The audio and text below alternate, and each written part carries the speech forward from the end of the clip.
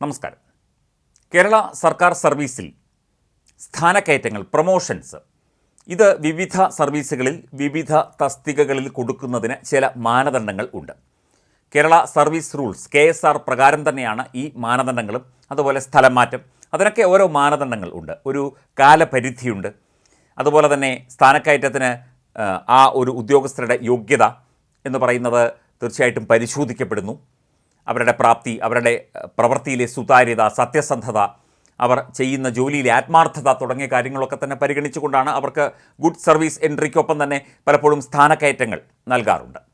അത് വിവിധ വകുപ്പുകളിൽ വിവിധ രീതികളിലാണ് അത് പ്രയോഗിക്കപ്പെടുന്നത് എന്നും മാത്രം. അപ്പോൾ ഈ ഒരു തസ്തികയിൽ നിന്ന് മറ്റൊരു ഉയർന്ന തസ്തികയിലേക്ക് ഒരാൾക്ക് പോകണമെങ്കിൽ അടിസ്ഥാനമായ ചില മാനദണ്ഡങ്ങൾ ഉണ്ട്.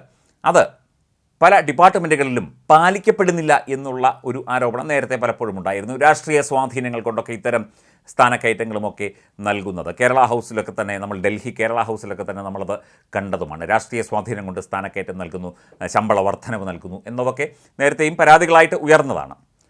സംസ്ഥാന റവന്യൂ വകുപ്പിലെ തഹസിൽദാർ എന്ന് പറയുന്ന വളരെ പ്രധാനപ്പെട്ട ഒരു സ്ഥാനത്തേക്ക് ഡെപ്യൂട്ടി തഹസിൽദാർമാരെ, അതായത് തൊട്ട് താഴെയുള്ള ആ ഒരു സ്ഥാനത്ത് നിന്നും തഹസിൽദാർമാരാക്കി മാറ്റുന്ന അല്ലെങ്കിൽ സ്ഥാനക്കയറ്റം നൽകുന്ന ആ പ്രക്രിയയിൽ പല ഡെപ്യൂട്ടി തഹസിൽദാർമാരും പല കേസുകളിൽപ്പെട്ടവരും, പല രീതിയിൽ ക്രിമിനൽ പശ്ചാത്തലമുള്ളവരും, അതുപോലെ തന്നെ കൈക്കൂലി, അതുപോലെ ക്രമവിരുദ്ധമായി പലതും ചെയ്തു കൊടുക്കുക, അങ്ങനെയുള്ള കാര്യങ്ങളിലൊക്കെ തന്നെ കേസുകൾ ഉള്ളവരും ശിക്ഷിക്കപ്പെട്ടവരുമാണ് എന്ന റിപ്പോർട്ടാണ് പുറത്തു വരുന്നത്. മാതൃഭൂമിയാണ് ഇത് റിപ്പോർട്ട് ചെയ്തിരിക്കുന്നത്. തഹസിൽദാർ ഒഴിവുകളിലേക്ക് പരിഗണിക്കാൻ യോഗ്യരായ ഡെപ്യൂട്ടി തഹസിൽദാർമാരുടെ സെലക്ട് ലിസ്റ്റിൽ കൈക്കൂലിക്കാർ മുതൽ പോക്സോ കേസിൽ വർഷങ്ങൾ ജയിലിലടയ്ക്കപ്പെട്ട പ്രതികൾ വരെയുണ്ട് എന്നതാണ് സത്യം പറഞ്ഞാൽ ഞെട്ടിക്കുന്നൊരു കാര്യം. അതീവ ഗുരുതരമായൊരു വിഷയമാണ്. ഇതിനകത്ത് സർക്കാരിൻ്റെ പണം മോഷ്ടിച്ചവരുണ്ട്, പുറമ്പോക്കിൽ പാറ പൊട്ടിക്കാൻ ഒത്താശ ചെയ്തു കൊടുത്തവരുണ്ട്, പാറമട ലൈസൻസിന് കൈക്കൂലി വാങ്ങിയവരുണ്ട്, വ്യാജ പട്ടയമുണ്ടാക്കി കായൽ പതിച്ചു നൽകിയവർ ഒക്കെ ഈ പട്ടികയിലുണ്ട്. ഈ പട്ടികയിൽ നിന്ന് 15 പേരെ കണ്ടെത്താൻ പരിശോധിച്ചപ്പോൾ, അല്ലെങ്കിൽ അതിനുവേണ്ട നടപടിക്രമങ്ങൾ മുമ്പോട്ട് പോയപ്പോൾ അതിനകത്ത് 10 പേരും ഇത്തരക്കാരാണ്. അവരെങ്ങനെ ഈ പട്ടികയിൽ വന്നു എന്നതാണ് ഉയരുന്ന ചോദ്യം. വകുപ്പ് തല സ്ഥാനക്കയറ്റ സമിതി യോഗം, റവന്യൂ വകുപ്പിൻ്റെ സ്ഥാനക്കയറ്റ സമിതി യോഗം ഇവരെ ഒഴിവാക്കിയെങ്കിലും ഈ വകുപ്പിലെ അഴിമതിയുടെ ആഴം വ്യക്തമാക്കുന്നതാണ് ഈ പട്ടിക. ഇവരെങ്ങനെ ഡെപ്യൂട്ടി തഹസിൽദാർമാരായി, അല്ലെങ്കിൽ ഇത്രയും ഗുരുതരമായ കുറ്റകൃത്യങ്ങളിൽ ഏർപ്പെട്ടവർ ഇപ്പോഴും സർവീസിൽ തുടരുന്നു എന്നത് അത്യന്തം ആശങ്കാജനകമല്ലേ? ജനങ്ങൾക്ക് വേണ്ടി സേവനം ചെയ്യുന്ന, ജനങ്ങൾക്കൊപ്പം നിൽക്കുന്ന, അല്ലെങ്കിൽ ജനങ്ങൾക്ക് വേണ്ട എല്ലാ സൗകര്യങ്ങളും ഒരുക്കി കൊടുത്ത് അവർക്ക് പിന്തുണ കൊടുക്കുന്ന ഏറ്റവും പ്രധാനപ്പെട്ട വകുപ്പുകളിൽ ഒന്നാണ് റവന്യൂ വകുപ്പ്. മാത്രമല്ല, തഹസിൽദാർ എന്ന് പറഞ്ഞു കഴിഞ്ഞാൽ അത് വളരെ പ്രധാനപ്പെട്ട ഒരു തസ്തികയാണ്. അതുപോലെ തന്നെ പ്രധാനപ്പെട്ടതാണ് ഡെപ്യൂട്ടി തഹസിൽദാർ തസ്തിക. അപ്പോൾ ഡെപ്യൂട്ടി തഹസിൽദാർമാരായി ഈ കുറ്റകൃത്യങ്ങളിൽ ഏർപ്പെട്ട ഉദ്യോഗസ്ഥർ എങ്ങനെ എത്തി? ഇവരെ എന്തുകൊണ്ട് സർവീസിൽ നിന്ന് പിരിച്ചുവിട്ടില്ല? അതിനുള്ള വകുപ്പും ഈ KSRലുണ്ട്. എന്തുകൊണ്ട് ഇത്രയും ഗുരുതരമായ കുറ്റകൃത്യങ്ങളിൽ ഏർപ്പെട്ടവർ, ക്രിമിനൽ പശ്ചാത്തലമുള്ളവർ, പോക്സോ കേസിലടക്കം പ്രതികളായവർ, അല്ലെങ്കിൽ ശിക്ഷ അനുഭവിച്ചവരൊക്കെ തന്നെ ഈ DT അല്ലെങ്കിൽ ഡെപ്യൂട്ടി തഹസിൽദാർ എന്ന് പറയുന്ന സ്ഥാനത്ത് എങ്ങനെ എത്തിപ്പറ്റി? അല്ലെങ്കിൽ ഇവരെ എന്തുകൊണ്ട് ഈ പട്ടികയിൽപ്പെടുത്തി? ഈ സ്ഥാനക്കയറ്റ പട്ടികയിൽ എങ്ങനെ പെടുത്തി? ആര് പെടുത്തി? എന്തിനു പെടുത്തി?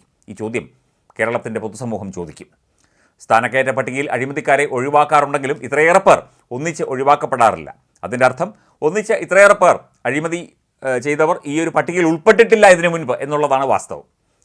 ഗുരുതര കുറ്റകൃത്യങ്ങൾ ചെയ്തവരെ പോലും സർവീസിൽ നിന്ന് പിരിച്ചുവിടാത്തതാണ് ഇവരുടെ, ഈ കുറ്റകൃത്യം ചെയ്തവരുടെ എണ്ണം കൂടാൻ കാരണമായിട്ട് നമുക്ക് പ്രാഥമികമായി വിലയിരുത്താൻ പറ്റുക. ക്രിമിനലുകളെ കേരള പോലീസിൽ വെച്ച് ഉറപ്പിക്കില്ല എന്ന് ഇന്ന് മുഖ്യമന്ത്രി പിണറായി വിജയൻ നിയമസഭയിൽ പറഞ്ഞതേ ഉള്ളൂ. ധാരാളം ക്രിമിനൽ പശ്ചാത്തലമുള്ള പലരും കേരള പോലീസിൽ അടക്കം വിവിധ വകുപ്പുകളിൽ ജോലി ചെയ്യുന്നുണ്ട്.